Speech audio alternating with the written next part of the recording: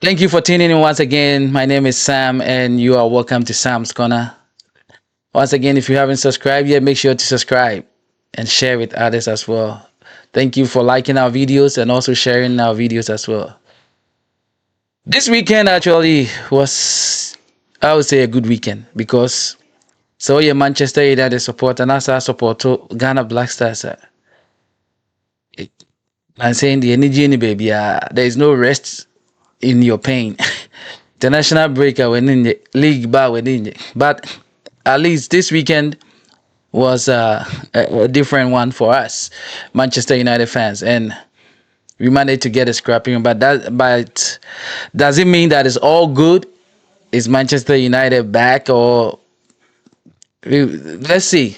Let's see. But quickly before we go on, I want to take a look at the other matches in the Premier League. Well, this weekend seemed like a weekend of red cards. So I counted as much as 5 red cards. One game had 2 red cards. So we had Tottenham and West Ham. West Ham getting a red card. Unfortunately, our own star boy Kudus was the culprit of that incident. And it looks like number 10 just in it. Ebeyan kasi on kase Kojo Samwadi enibi. No one's returning back to the 20 jersey. No one kase captain is in room so because so far it's not looking good. From the Black Stars performances going to West Ham, because at least he scored a goal, but then they ended up losing 4-1 and him getting the red card. Very silly incident. Very silly incident. If you ask me, it could have been avoided. But I think it all boils down to frustration because West Ham this year hasn't been great. And I think they are sitting bottom of the league as well with back-to-back losses and stuff. So West Ham not looking great for them. And one of their best players having to miss a couple of games will add to their woes. But let's see how they pick up from there. Tottenham is on a roll. I wasn't surprised Tottenham beat West Ham because this league season Tottenham is on form. They've been scoring goals. So facing a West Ham team that has been losing back to back and forth, I wasn't surprised they beat them. The scoreline could have been worse. 4-1 doesn't tell the whole story. It could have been worse for West Ham. It could have been a lot of goals. Man United winning 2-1, like I said. Coming back from a go down, Brentford, and usually we don't come back from go downs.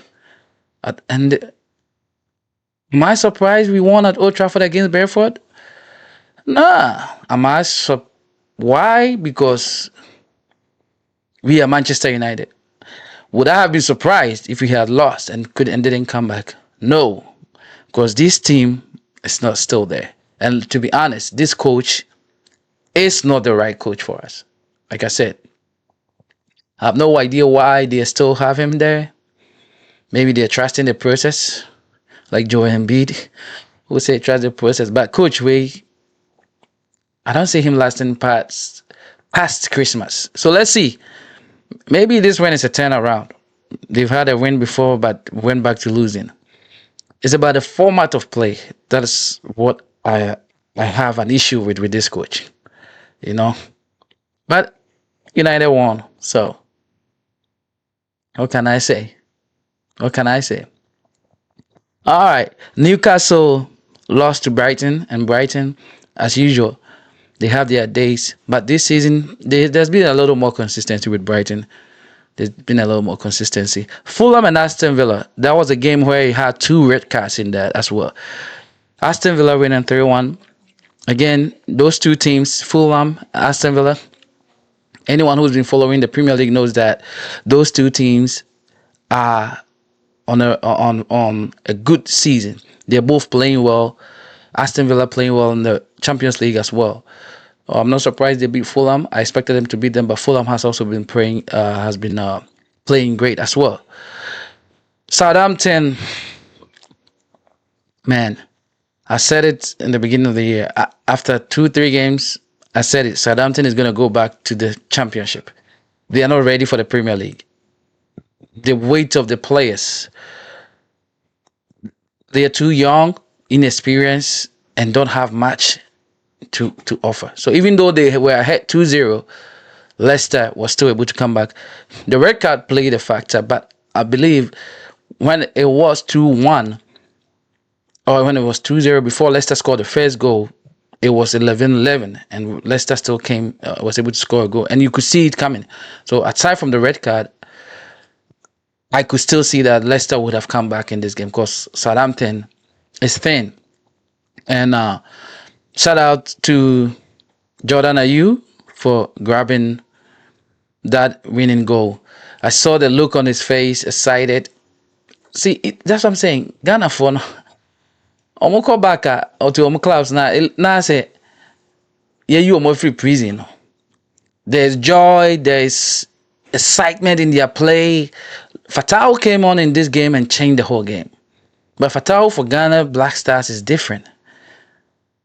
He literally brought Leicester back in this game, providing an assist, hitting the crossbar, almost scoring with a header which led to the penalty for Jamie Vardy to equalize. So these players can play. Just that Ghana for money coach. Now Muefe Susu Papa. So kudos to Jordan Ayew. Ipswich lost to Everton 2-0. So Everton at least getting some points there. Bournemouth surprisingly beating Arsenal or giving Arsenal its first loss at home. At home, and I'm saying home to Bournemouth, not home like as in Arsenal's home, but they gave Arsenal its first loss of the season. And again, Arsenal got another red card. So Arsenal's red card, like I said, this weekend it was a weekend of red cards. That was another game that recorded another red card. I believe the number of red cards this season in these early stages of games, I'll check the records, but it looks like it's more than last season. The referees are handing them out. If Bruno's hadn't been rescinded, that would have been also another red card. So Arsenal, I think Arteta has to sit the boys down. It's good to be aggressive. It's good to go for the title. I know they are trying to chase City and not let them bridge up a gap, but in doing so, they are dropping points. And due to these disciplinary problems on the field, Arteta has to address it to them. Because once City get a gap on you, it's hard to patch up. So they have to. It's not too late. The season is still fresh and they can bounce back, but they have to fix it. And I know they have some injury concerns as well. Losing Saliba at the back for a couple of games now will be a hard transition.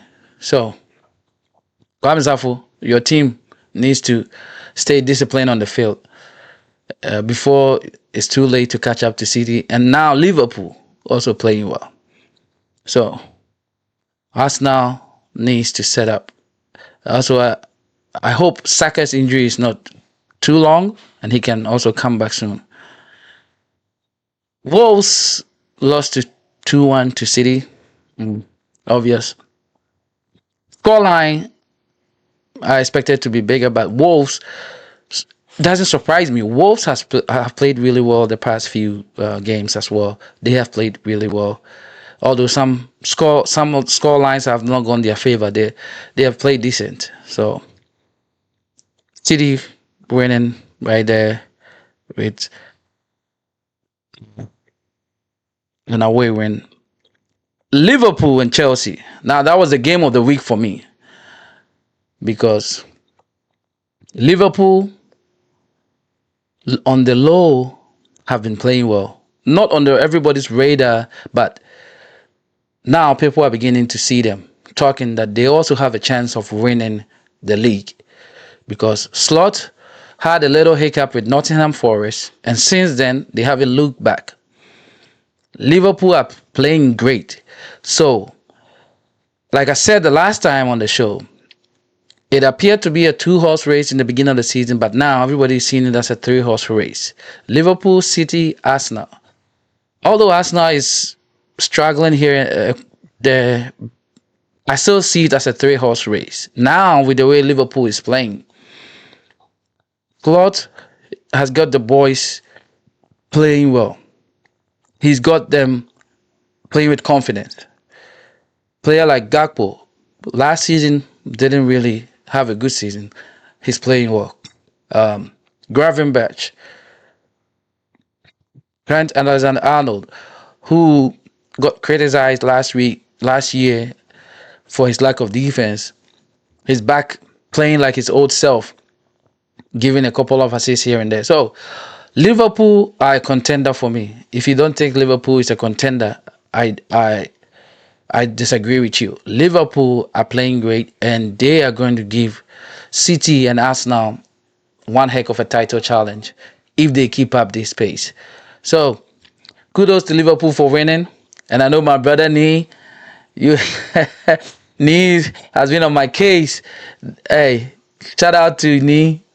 Your guys came through against Chelsea. Chelsea, as another team that is also playing well. In the beginning of the season, their first couple of games, I think it was where Maresca was trying to fill out who is part of my team, who is not. Some interruptions here and there off the field, but the boys look settled. Nicholas Jackson and Cole. It wasn't a great game for Sancho though, but the rest of the team looks to be gelling gradually, and that is what I call a coach's prints on a team. Slot, Maresca, Hansi Flick. They are all showing that it doesn't take them long to put their print on a team. And that is what's happening for Liverpool.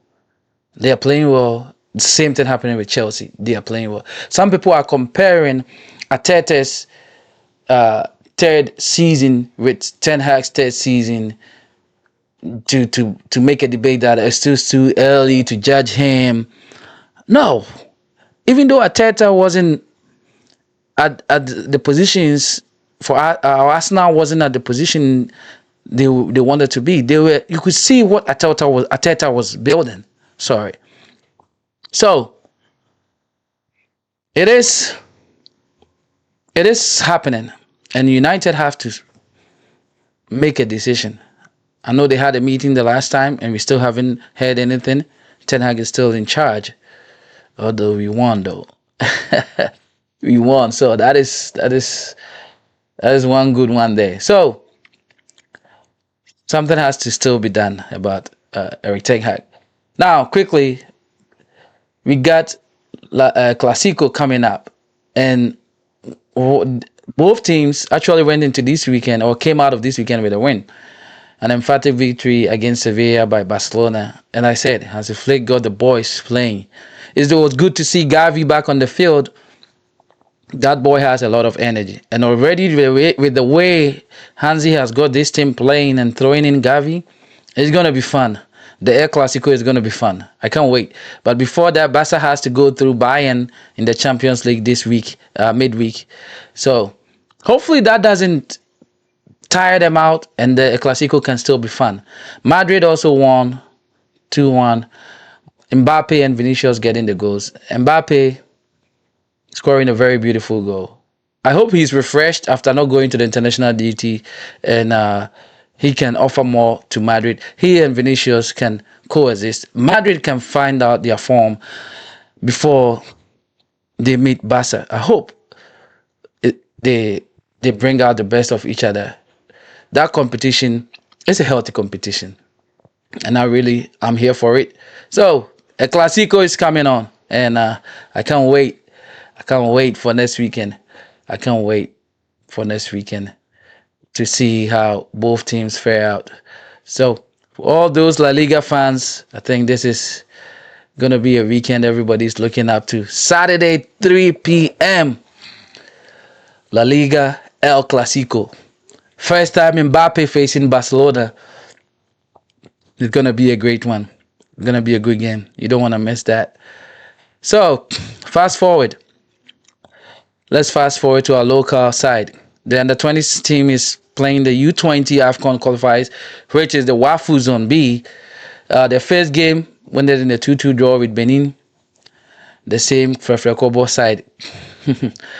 And yeah, the same team that instead of camping in Ghana in a tournament being hosted in Togo went to Germany, came back, first game against Benin ended in a 2-2 draw.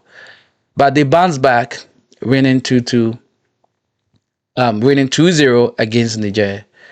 I hope after their last game group stage, they progress past the semi-final and not lose to Burkina or Nigeria or Cote d'Ivoire, and make up and be able to make it to the African Cup and furthermore progress to the World Cup, because we have really missed seeing our junior teams in the world stage, and the 17 and the 20.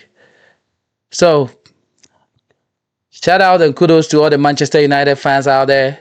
Enjoy this this weekend win, and we hope that our team strives on from there. Until then, God bless you all.